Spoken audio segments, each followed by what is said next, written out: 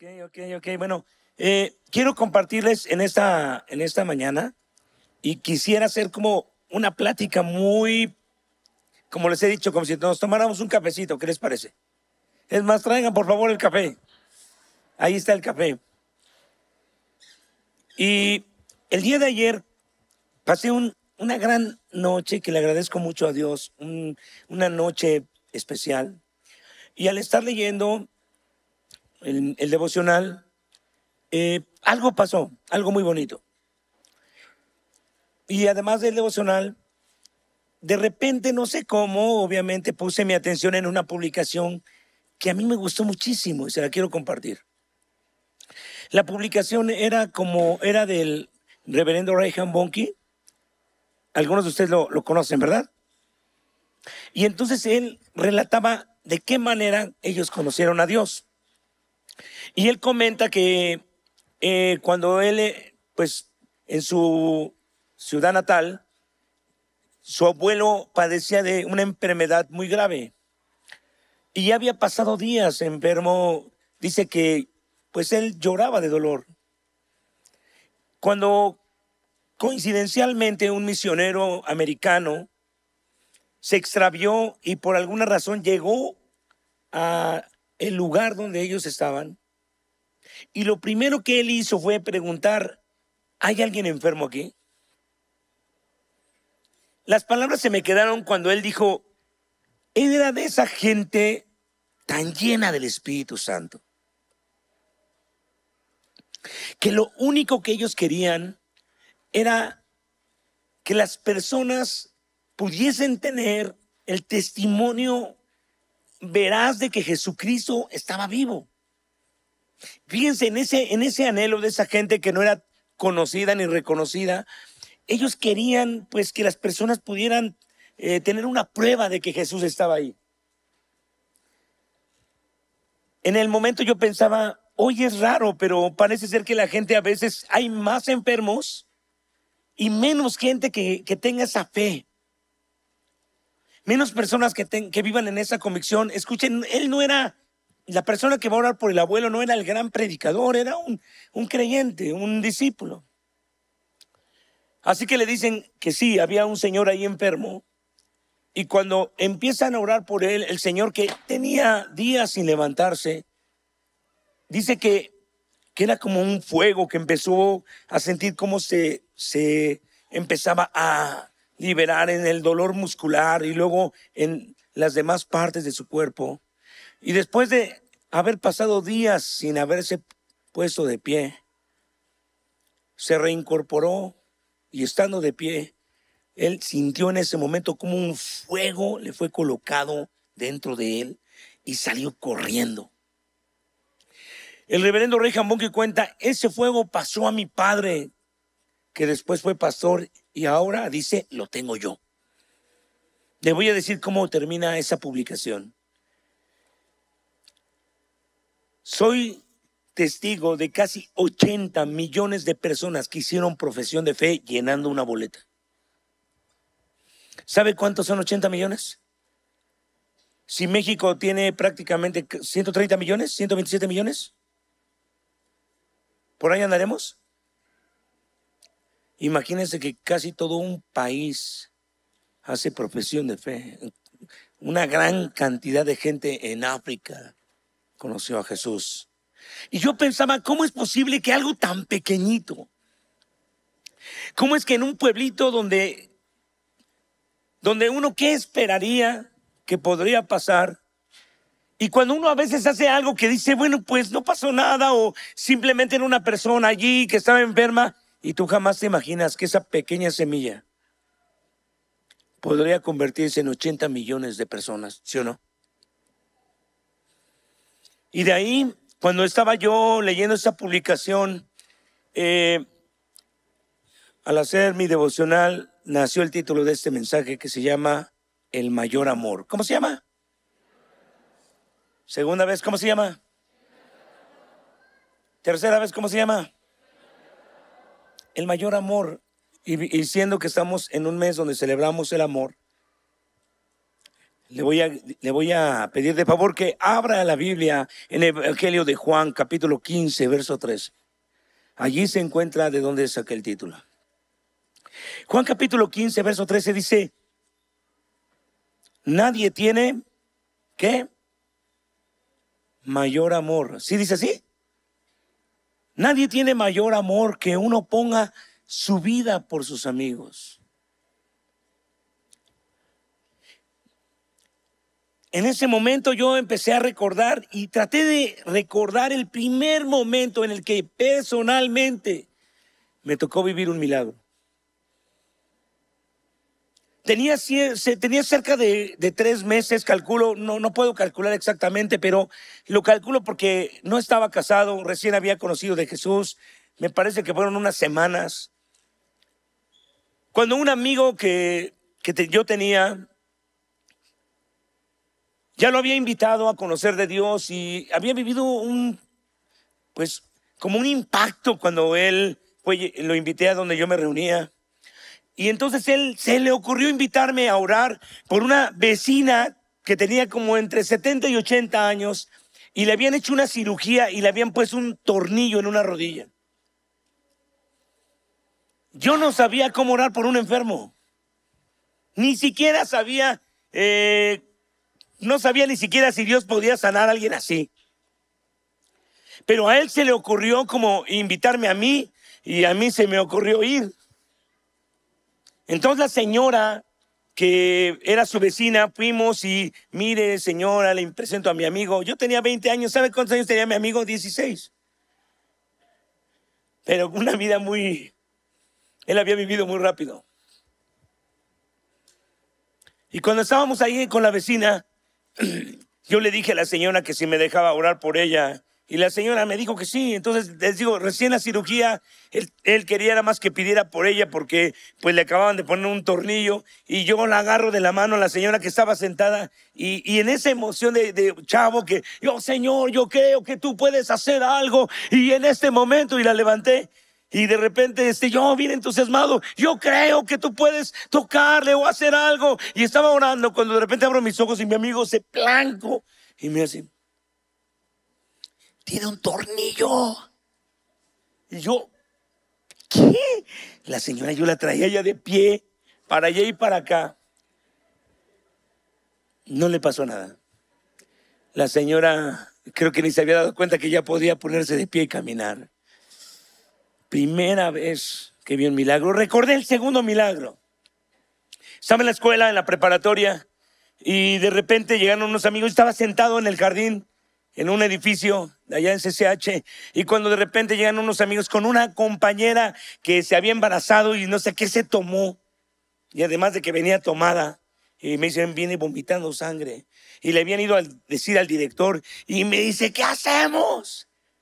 Y me paro, y ahí sí les voy a decir como tal recuerdo, que cuando me paro, la traían agarrada así, y yo nada más agarré y le dije que se detenga el vómito en el nombre de Jesús. Y le agarré de los hombros y le dije, enderézate.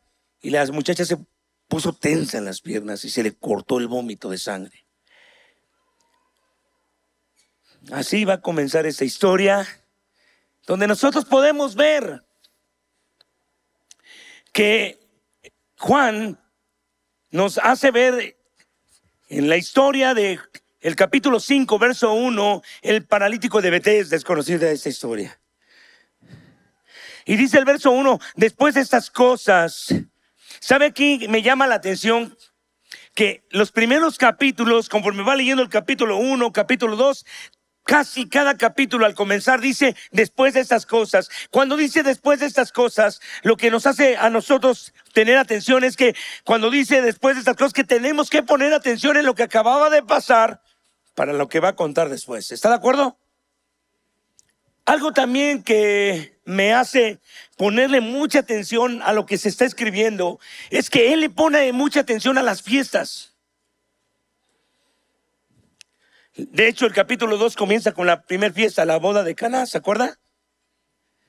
Este capítulo dice que llegó a una fiesta, ¿no? Y el capítulo 7 dice, y el último y gran día de la fiesta. ¿Por qué era tan importante lo que él está contando allí? Porque parece ser que las grandes celebraciones, como la que vamos a tener de aquí a 8 días, donde cumpliremos 19 años de haber nacido como ministerio, y donde además de todo vendrá como invitado el pastor John Espinosa, y además de todo estará aquí el Espíritu Santo y el Señor Jesús, y podremos ver y vivir algo que será superior. Hoy nada más usted lo que va a alcanzar a ver es que las aguas llegan a los tobillos, pero el próximo domingo el agua llegará a las rodillas, y el domingo que viene llegará al pecho, y cuando acabe el cuarto domingo las aguas habrán crecido, porque Dios va a empezar a hacer maravillas. ¿Sí me escuchó? ¿Quién lo cree? ¿Y quién va a hacer algo? ¿Quién va a hacer algo? ¿Quién va a hacer algo? ¿Cree de verdad que Dios puede ocupar su vida? Dios puede ocupar la vida de cualquiera de nosotros que está ahora aquí escuchando. La razón de contarle esta historia es que yo empecé a hacer memoria por esa razón, porque yo traté de recordar cómo fue todo cuando empezó mi vida. Ahorita le cuento la última historia, que me encanta. Pero el Señor Jesús en Juan capítulo 5 dice: y hay en Jerusalén cerca de la puerta de las ovejas. En este caso, ¿cuál sería la puerta de las ovejas? ¿Está usted de acuerdo que la puerta de las ovejas tendría que hacer esta reunión? ¿La mayoría de las personas que están aquí son ovejas o no? La mayoría de la gente que está aquí son ovejas, ¿está de acuerdo? El buen pastor da la vida por las ovejas. ¿Quiénes son sus ovejas? Diga: yo. ¿Quiénes son las ovejas? Puede ser que haya uno que otro chivo. Usted sabe que los chivos, sin ser mala onda, pues todavía no son ovejas. Los chivos no obedecen.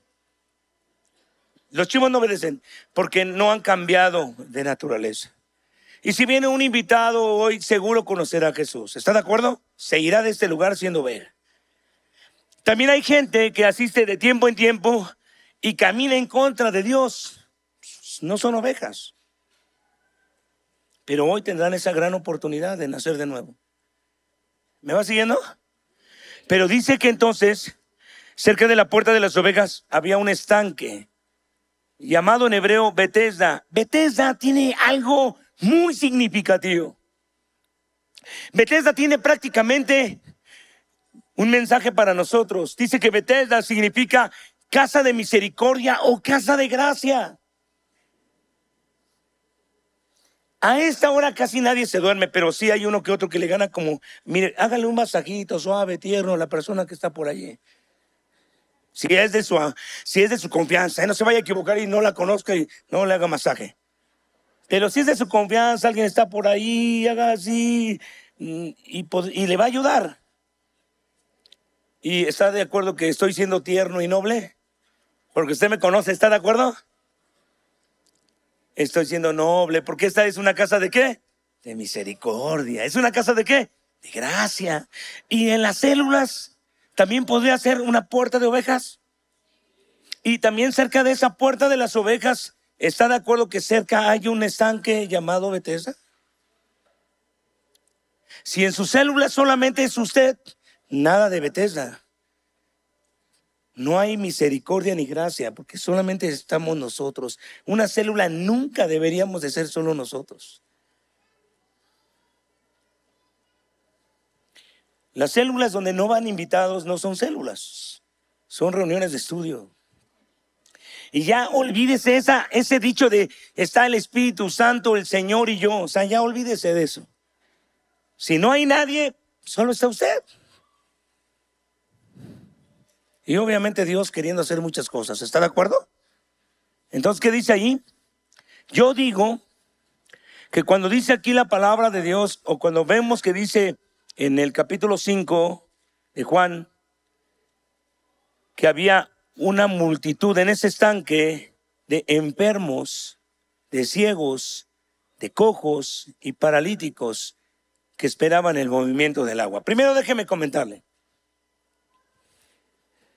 En ese estanque siempre hemos dicho que hay todo tipo de personas.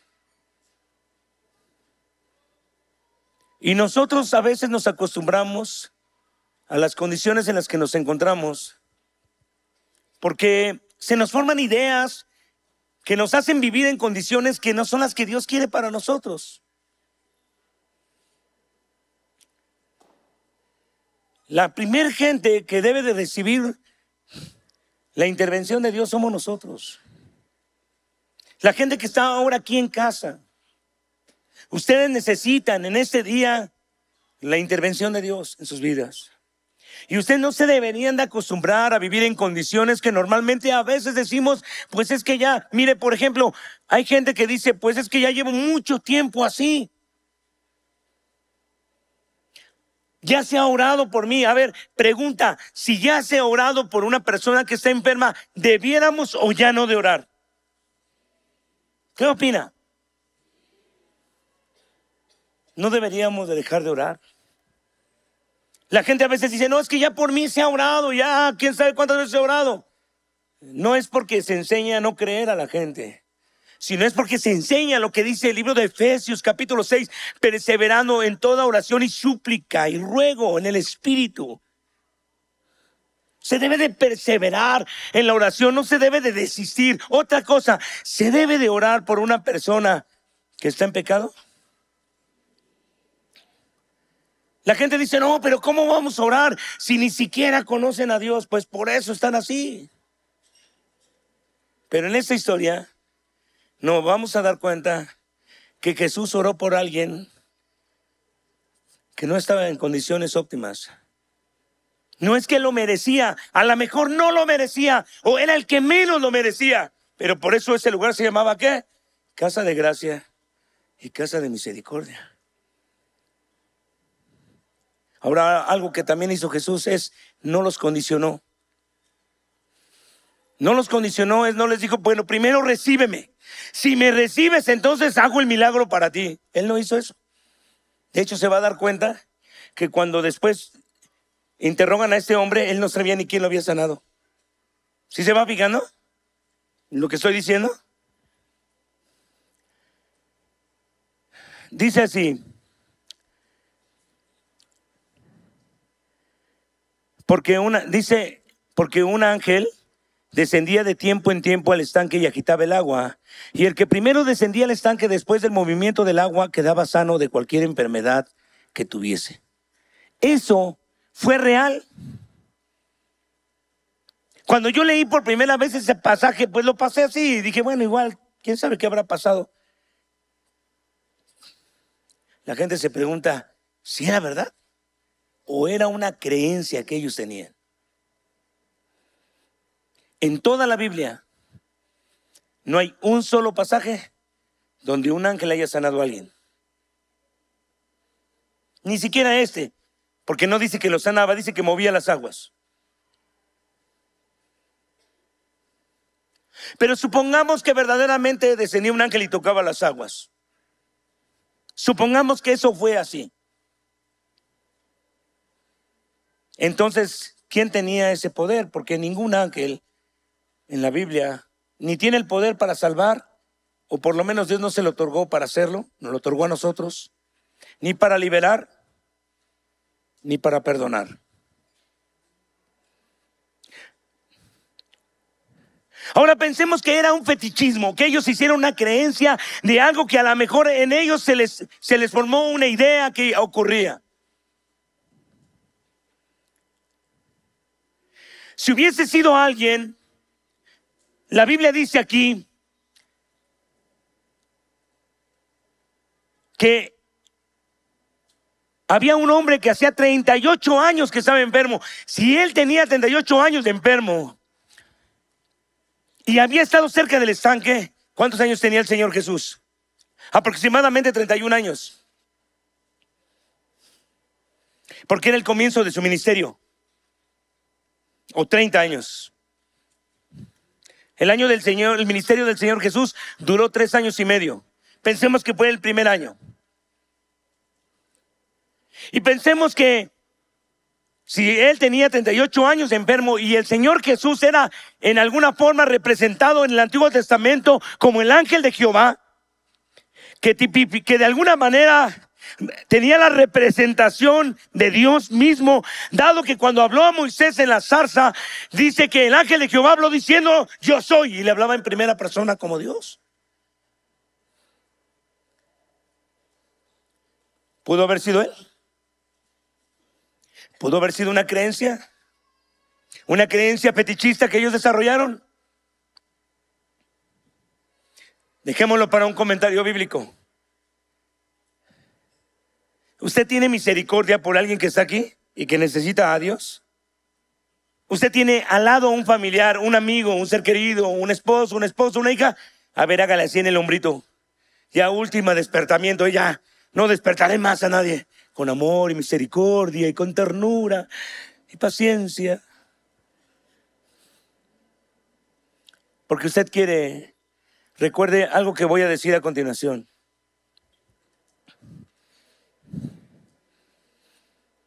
No solamente es necesario creerlo, es necesario predicarlo. Por eso hace rato le dije, si usted en algún momento ha luchado con un problema de salud, no espere a estar en óptimas condiciones para orar por una persona. Porque cuando usted predica lo que dice la palabra, entonces Dios se compromete a honrar su palabra. Y Él dice que su palabra no volverá a Él vacía. ¿Sí me escuchó? Por eso usted no debe de esperarse. Usted tiene que ser obediente a lo que Dios le habla. Por eso el día de hoy hay mucha gente débil. Hay mucha gente de un carácter frágil. Que no es que si yo tengo este problema en casa, ¿cómo voy a orar por alguien? Si yo tengo un problema con un hijo, ¿cómo le voy a decir a una vecina que puede ayudar a su hijo? ¿Sabe por qué lo va a hacer? Porque Dios lo dice. Su vida no es el molde para la gente. Nuestra vida no es el sustento para que otra persona cruce la puerta de esperanza. Lo que es el sustento y el fundamento de lo que Dios puede hacer es lo que está escrito en esta palabra. ¿Sí o no? Y si usted lo cree, denle un aplauso fuerte a Dios. Pero un aplauso fuerte que alabe a Dios.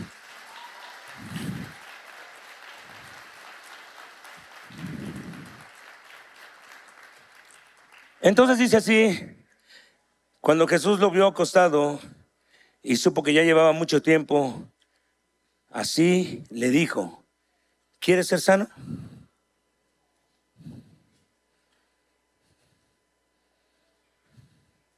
Mire, le voy a hacer una recapitulación de las cosas que la gente a veces vive.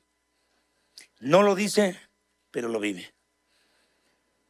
Personas que están en la puerta de las ovejas y se encuentran cerca del estanque de Betesda. Hay mucha gente que vive con tormentos de culpabilidad. No se lo cuentan a nadie, pero viven atormentados por algo que no se sienten perdonados.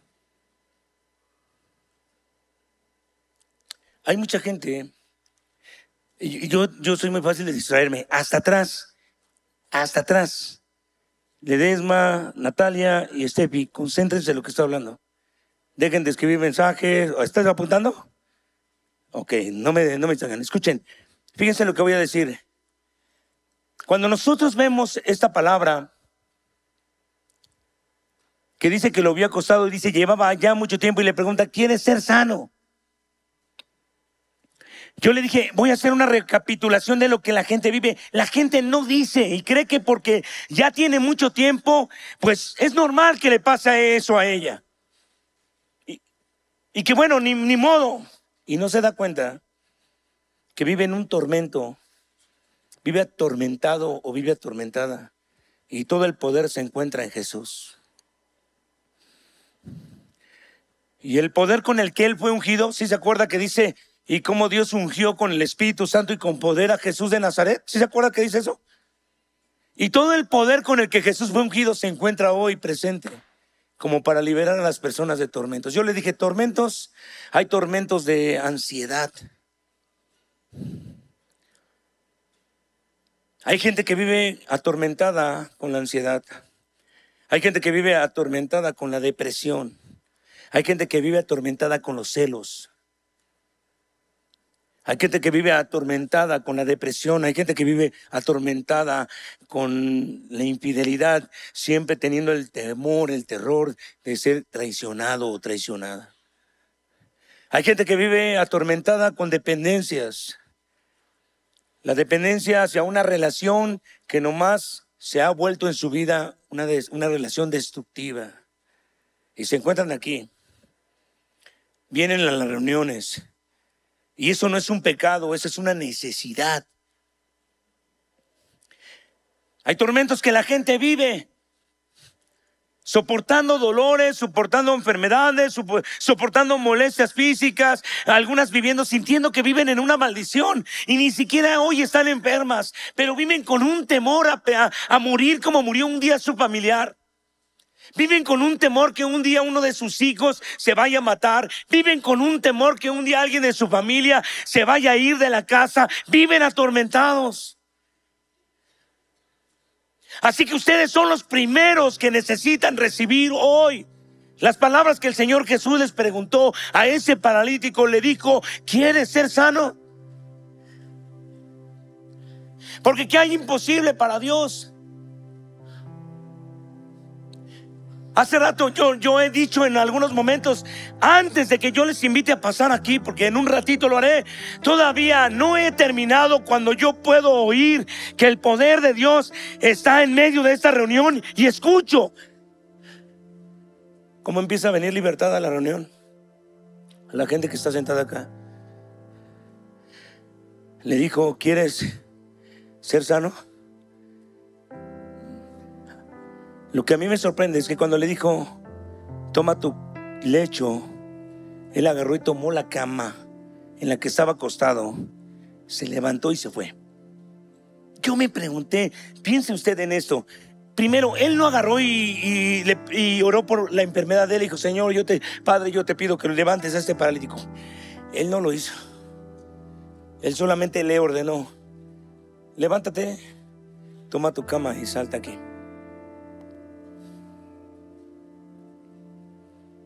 Y se lo digo porque muy posiblemente usted reciba una orden de Dios en un instante. Cuando yo esté orando, o cuando usted esté orando, muy posiblemente reciba una orden. Confía en Dios y créale. Si usted recibe esa orden, dé por hecho que lo que te dijo lo va a respaldar Dios. ¿Sí me escuchó? Dalo por hecho. Tomó su lecho y anduvo, pero era día de reposo. Aquel día entonces los judíos dijeron a aquel que había sido sanado en día de reposo: ¿no te es lícito llevar tu lecho? Él le respondió: el que me sanó, él mismo me dijo: toma tu lecho y anda. De acuerdo a sus tradiciones, que no podían faltarle el respeto a Dios, porque el día séptimo era el día que Dios descansó. Entonces ellos atribuyeron como una falta de respeto a Dios que ese hombre hiciera esa labor de cargar su cama. Perdieron de vista que era más importante que él tuviera salud a que él hiciera lo que para ellos representaba una falta de respeto a sus costumbres. Se lo digo porque muchas veces lo que Dios hace podría parecer algo que rompe los esquemas que nosotros tenemos. Por eso dijo Jesús: aún el Señor es Dios del día de reposo. Nosotros no podemos encajonar a Dios de cómo lo va a hacer, ni de qué manera queremos que lo haga. Él simplemente cuando quiere hacer algo, lo hace. Y es que hay personas que ni parecen enfermas, pero no es que estén enfermas, es que Dios necesita tocarles.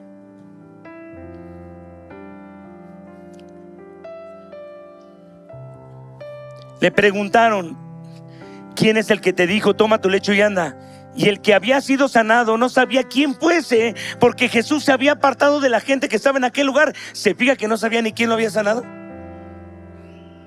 Y eso más, no sé a usted, pero le debería de dar a usted como una fuerza en su corazón como para poder orar por la gente que lo necesita. Pero también debería de hacer que se derriben las ideas que a veces tenemos de que porque no lo merecemos no va a pasar nada, de que a lo mejor yo soy la persona más indigna de recibir una muestra de esa manera de Dios. Escuche, póngale un nombre, porque hay cosas que yo no referí en mi lista, pero qué tal si de las cosas que yo no referí están ocurriendo en tu vida y tú en este momento lo piensas y tú dices: pero pues Él no lo dijo, pero de verdad Dios podrá hacer esto, y lo estás pensando. Y te diré a ti que no dije eso en la lista, pero que lo estás pensando: sí puede. Sí puede. Entonces Después le halló Jesús en el templo y le dijo: mira, has sido sanado, no peques más para que no te venga algo peor. ¿Sí me escuchó? Y a mí me parece que fue un caballero el Señor, porque no le dijo: mira, si te portas bien te sano, si no te portas bien no te sano, si te arrepientes te sano, si no te arrepientes no te sano. Él lo sanó y le va a mostrar su amor y su misericordia. Hoy, en esta casa, Dios va a dar grandes muestras de amor y misericordia. Si tú dices: ya habían orado antes, yo ya había orado antes, pero no había pasado nada, es que hoy Dios decidió extender su gracia y su misericordia para ti, que te ama. Y en este gran mes del amor que siempre tengo presente, aquel que tenía sus brazos abiertos, cuánto nos amó. Una muchacha vivió un problema serio aquí en Suplo, grave. Cuando le iban a intervenir, ella me dice que dejó de escuchar, que su corazón latía. Oía que los médicos decían, creo que escuchó que dijo: la perdemos. Pero en ese momento, al estar bajo la anestesia, solamente dice que recuerda que dijo: Señor, yo pongo en tu vida, en tus manos mi vida. ¿Cuántos años tenía? Como, creo, 19 años. Esa chica es de aquí. Dice: pastor, ¿qué cree? Cuando tenía mis ojos cerrados, de repente vi un hombre y me extendió la mano. ¿Y qué cree que vi en su mano? Tenía una llaga. Y yo tenía mucho miedo en ese momento, pero cuando me extendió la mano, yo pues en ese momento de estar en la operación, recuerdo que le tomé la mano y oí su voz que me dijo: no temas, todo va a estar bien. Ahora se lo voy a decir así. Me dijo: aquí estoy. Y yo le dije: todo va a estar bien. Tú ya lo escuchaste. Y pasó por una cirugía y tuvo que llegar a una hospitalización, donde quizá ella dijo: ¿cómo yo voy a estar aquí si soy hija de unos cristianos que son muy entregados, que le sirven a Dios, que aman a Jesús, que siempre han estado metidos con Él? ¿Y cómo es que yo estoy aquí? Pero Dios también le estaba diciendo: pues aquí donde estás, yo también estoy aquí contigo. Hoy es día de gracia. Hoy es día de misericordia. Hoy Dios quiere extender su gracia. Y sabes una cosa, hay un gran estanque en la Ciudad de México. Hay un gran estanque en los 16 municipios de la Ciudad de México. Hay un gran estanque en los estados de esta República Mexicana, llena de enfermos que necesitan que alguien que se levante hoy de su cama vaya y les diga que Jesús está aquí y que está vivo.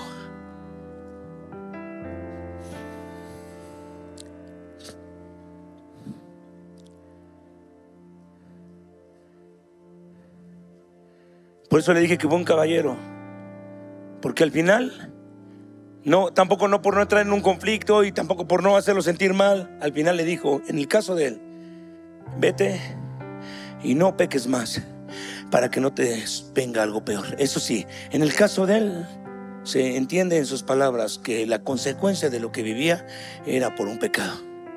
¿Sí me escuchó? O en otras palabras, si queremos ser también un poquito más extensivos, que a lo mejor si no fue un pecado, sí hacerle ver que el pecado trae muerte y la muerte trae condenación. Vete y no peques más para que no te venga algo peor. Hoy es día de gracia, hoy es día de misericordia, hoy es día de amor, hoy es el día de lo que dice la palabra, y no hay mayor amor que este, que uno ponga su amor por sus hermanos o por sus amigos. Así que a todos los amigos que nos invitan hoy, que nos visitan hoy, y es primera vez que están aquí, denme la oportunidad de llevarlos a hacer una oración de fe que les va a salvar la vida. Si es primera vez que está aquí, colóquese en pie.